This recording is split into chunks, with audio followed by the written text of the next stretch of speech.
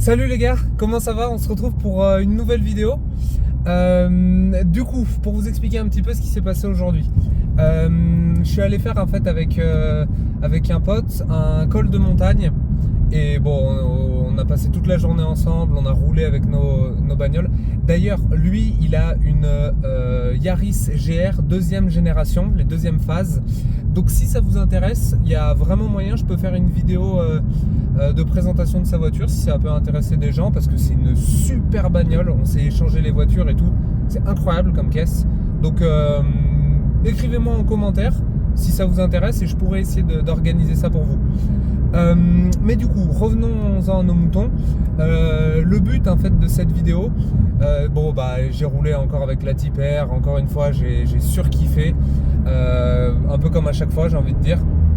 Et du coup, je me suis dit que ça serait l'occasion en fait de vous faire une vidéo récapitulant un petit peu les 5 points que je trouve juste fabuleux sur la voiture. Du coup, premier point, moi c'est les sièges. Je suis amoureux de ces sièges, je les trouve mais incroyables. Déjà en termes de design, je vous mettrai peut-être des plans d'incrustation, comme ça vous les reverrez peut-être un petit peu mieux qu'avec cette caméra. Mais déjà en termes de design, je les trouve mais extraordinaires, je les trouve tellement stylés. Quand on voit la voiture de l'extérieur, qu'on est face à elle mais qu'on est dehors, on voit au travers du pare-brise les sièges rouges marqués Type R dessus, enfin c'est incroyable.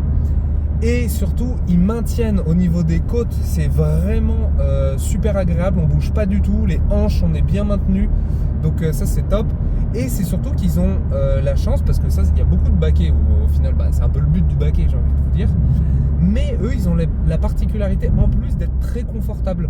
Moi, ça m'arrive souvent de faire quand même pas mal de bornes avec la voiture. Et franchement, j'ai jamais eu mal au dos. Vraiment, j'ai jamais eu de problème de dos ou de moment où je me tortillais un peu dans le siège parce que j'arrivais pas à trouver ma position. Donc vraiment, les sièges, gros point positif. Ça contribue au look, au plaisir de conduite parce que on est super bien maintenu. Et en plus, c'est super confortable, donc c'est polyvalent. Justement, ça nous fait une transition parfaite pour notre deuxième point. Deuxième point qui fait que j'adore la Type R, justement, c'est sa polyvalence. Parce que honnêtement, je pense que c'est un peu une voiture parfaite. Vous avez 4 places, 4 adultes peuvent rentrer. Moi, tous mes potes, ils font au moins 1m80. Et du coup, forcément, des fois, ils vont derrière. Aucun souci, jamais. Le coffre, il est super grand. Donc on peut partir en vacances, en road trip, il n'y a aucun souci. Et en fait, ça en fait une voiture tellement agréable à utiliser, tellement polyvalente. Parce que tout simplement, si les week-ends vous voulez aller faire des cols de montagne, attaquer fort, le couteau entre les dents, vous pouvez le faire. Mais si vous voulez partir en road trip ou déposer des potes ou aller faire des courses, etc., vous pouvez aussi le faire. Donc c'est une voiture qui est tellement polyvalente et tellement pratique d'utilisation que vraiment pour moi c'est un peu la voiture parfaite. C'est une sportive qu'on peut utiliser vraiment tous les jours et qui est vraiment super simple. Bon, c'est pas une compacte, c'est une citadine, mais mon pote justement qui a la Yaris, le fait déjà que ce soit une 3 places, c'est déjà un petit peu moins pratique. Et quand on est très grand, on n'a pas beaucoup de place à l'arrière honnêtement. Donc ok, c'est une citadine, c'est plus compact, ça a d'autres avantages. Mais voilà, faut reconnaître que la Type R, ça a quand même ce gros avantage de polyvalence. Le troisième point pour moi, qui fait que c'est une voiture vraiment fabuleuse et que vous devez absolument en acheter une si vous hésitez, c'est l'harmonie entre le moteur et la boîte. La boîte est tellement bien guidée, c'est impressionnant. Honnêtement, c'est une boîte qui est juste géniale. On n'a qu'une envie, c'est tout le temps de jouer avec le levier, de baisser, de monter un rapport. On se prend à des fois juste monter un rapport alors qu'on voit qu'il y a une épingle à 30 mètres. Donc pour redescendre à nouveau un rapport, c'est vraiment impressionnant. Et puis le moteur contribue tellement à ça parce que le moteur, franchement, il est parfaitement couplé à la boîte. On n'a jamais de moment où c'est un petit peu creux. La voiture a quand même du couple. Enfin, voilà, cette association moteur-boîte, ça fait vraiment une grosse diff et ça fait vraiment un vrai plus sur la voiture. Donc ok, on a effectivement un très bon moteur, on a effectivement une excellente boîte de vitesse, vraiment exceptionnelle. Mais c'est pas tout. C'est notre quatrième point. Le quatrième point, c'est le châssis.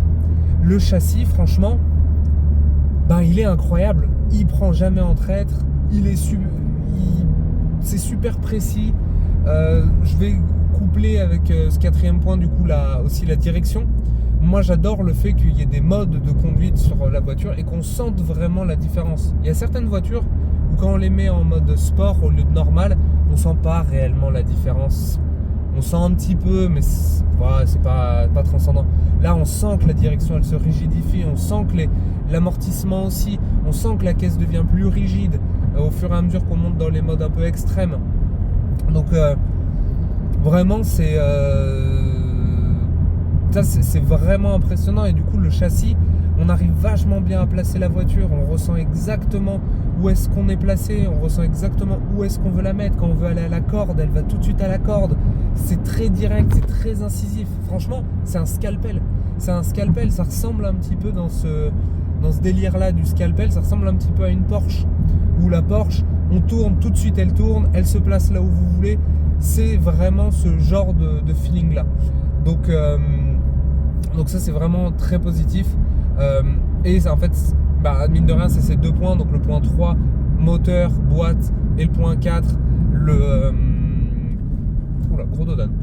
et le quatrième point, donc tout ce qui est la direction et le châssis, qui font qu'en fait c'est une super bagnole.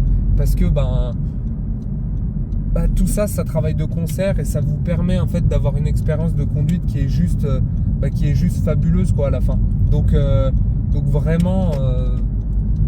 vraiment c'est très très très réussi. L'harmonie de tout ça, la combinaison de tous ces facteurs, elle est vraiment réussie et ils ont vraiment fait du bon boulot. Le dernier point, alors là, c'est un point qui est vraiment très subjectif. J'ai envie de dire un petit peu comme toute cette vidéo, mais là un petit peu plus, c'est le look.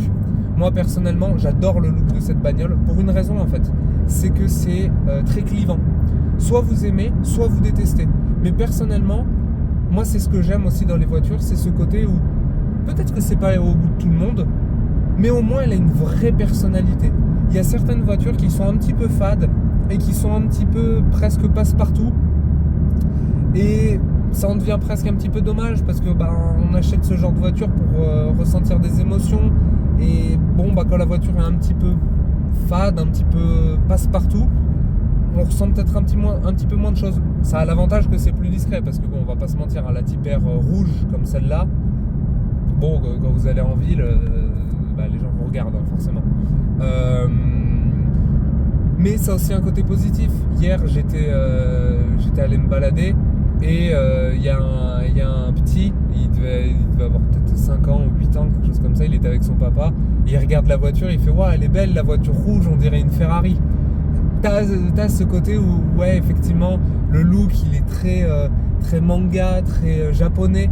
Donc, il est vraiment clivant, mais il a une vraie personnalité. Il dégage vraiment quelque chose. Soit on aime, soit on déteste. Plus le fait qu'elle soit rouge, ça fait que c'est vraiment une voiture qui a son âme, qui a son identité. Et au vu des performances de la bagnole et de ce qu'elle procure dans la conduite, je trouve que c'est bien d'avoir un véhicule qui est un peu show-off au niveau du look. Donc voilà, après il y a certaines personnes qui vont pas aimer ce côté avec plein d'appendices aérodynamiques. Il y en a beaucoup qui la trouvent très moche.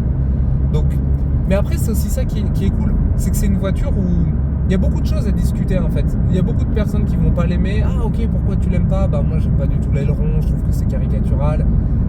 Il y a beaucoup de sujets, il y a beaucoup de discussions possibles autour de cette voiture et c'est ce qui est cool parce que ça permet en fait de partager notre passion, d'en discuter, de débattre autour de notre passion. Donc ça c'est vraiment cool. N'hésitez pas d'ailleurs à me dire dans les commentaires sur ces 5 points, vous, lequel est le plus important pour vous. Est-ce que par exemple le look de la Type R, vous le trouvez beau, vous le trouvez sympa, ou est-ce que vous le trouvez un peu trop too much et un peu trop prononcé? N'hésitez pas à me dire tout ça en commentaire, je serais curieux de savoir honnêtement s'il y a plus de personnes qui la trouvent affreusement moche ou si beaucoup de personnes la trouvent très jolie. Je serais curieux de savoir. La nouvelle Tipper, je sais plus le nom de code qu'ils ont sorti, ça c'est la FK8 et je sais pas ce que c'est le nom de code de la nouvelle. Mais en termes de look, elle est très jolie, mais je trouve qu'elle s'est un peu assagie, elle est un peu plus discrète. Donc ça doit plaire effectivement à beaucoup de personnes parce que elle est plus facilement assumable tous les jours. Mais je trouve qu'elle a perdu un petit peu ce côté japonais que moi perso j'aimais tant dans les Civic Typer. Du coup, encore une fois, c'est les goûts et les couleurs. Donc n'hésitez pas à me dire, vous les gars, ce que vous en pensez. N'hésitez pas à mettre un pouce bleu sur cette vidéo, à mettre des commentaires, à me dire, à réagir, à interagir entre vous dans le groupe, parce que c'est ça qui est cool, c'est de vraiment partager notre passion et de voir un peu les différents avis. Donc franchement, n'hésitez pas. Et puis ouais, nous d'ici là, on se retrouve pour une nouvelle vidéo très prochainement. Kiffez bien les voitures, kiffez bien les road trips si vous en avez. Faites-vous plaisir, faites attention sur la route quand même. Et puis ouais, on se retrouve la prochaine fois. Tous les réseaux sont dans la description. Et puis moi, je vous souhaite une bonne journée. Ciao ciao les gars, salut.